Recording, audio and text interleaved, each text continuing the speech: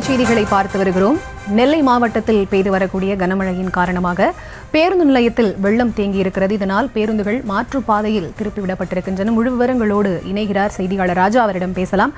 வணக்கம் ராஜா. இதனால் பயணிகள் எந்த அளவுக்கு சிரமத்திற்கு ஆளாகி இருக்கிறார்கள்? விவரம். வணக்கம். வங்கக்கடலில் உருவாகியுள்ள காற்றழுத்த தாழ்வு பகுதி காரணமாக இன்று தமிழகத்தின் பல்வேறு மாவட்டங்களில் கனமழை பெய்து வருகிறது. அதன் ஒரு பகுதியாக நெல்லை மாவட்டத்தில் இன்று இரண்டாவது நாளாக கனமழை பெய்ய துவங்கியிருக்கிறது. குறிப்பாக பாளையங்கோட்டை, வண்ணாரப்பேட்டை, தச்சமல்லூர், டவுன் உள்பட மாநகரம் முழுவதுமே அதிகாலை முதலே தற்போது மழை பெய்து வருகிறது. கனமழை இடைவிடாமல் பெய்து வருகிறது. அதே போல் நெல்லை சந்திப்பு பேருந்து நிலையத்தில் பேருந்தும் மாற்றுப்பாதையில் விடப்பட்டிருக்கிறது. சந்திப்பு ரயில் நிலையத்துக்கு வரக்கூடிய பேருந்தும் மாற்றுப்பாதையில் விடப்பட்டிருக்கிறது. அது மட்டுமல்லாது மெயினான இருக்கக்கூடிய சந்திப்பு பகுதியில் 2 அடி அளவுக்கு தண்ணீர் பெருங்கெடுத்து ஓடி வருகிறது. அதுமல்ல சந்திப்பு பகுதியில் இருந்து உடையார்பட்டி போகக்கூடிய மக்களை மாற்றுப்பாதையில் மாற்றி விடப்பட்டிருக்கிறது. இருதொரு பக்கம் இருக்க மாநகராட்சி தூய்மை பணியாளர்கள் தண்ணிகளை மாற்றி அப்புறப்படுத்தி வருகின்றனர். தொடர்ந்து இருக்கக்கூடிய அந்த சந்திப்பு பேருந்து நிலையத்தில் தண்ணி வரக்கூடிய ஒரு அபாயம் இருக்கிறது.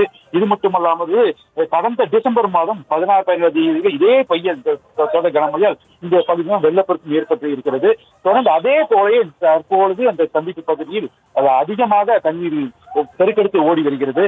தொடர்ந்து இது மட்டுமல்லாது மீனாட்சிபுரம், கொக்கீரகுளம், வண்ணாரப்பேட்டை உள்ளிட்ட பகுதிகளிலும் தாமிரபரணி கரையோரத்தில் மக்களுக்கு அபாய எச்சரிக்கை விடப்பட்டிருக்கிறது. அது மட்டுமல்லாமல் முகாமில் இருக்கக்கூடிய மண்டபங்களும் தயார் நிலையில் வைக்கப்பட்டிருக்கிறது. மாவட்ட ஆட்சியர் தெரிவித்திருக்கிறார். தொடர்ந்து பாதுகாப்பாக இருக்க வேண்டும் என மாவட்ட ஆட்சியர் எச்சரிக்கை விடுத்திருக்கிறார்.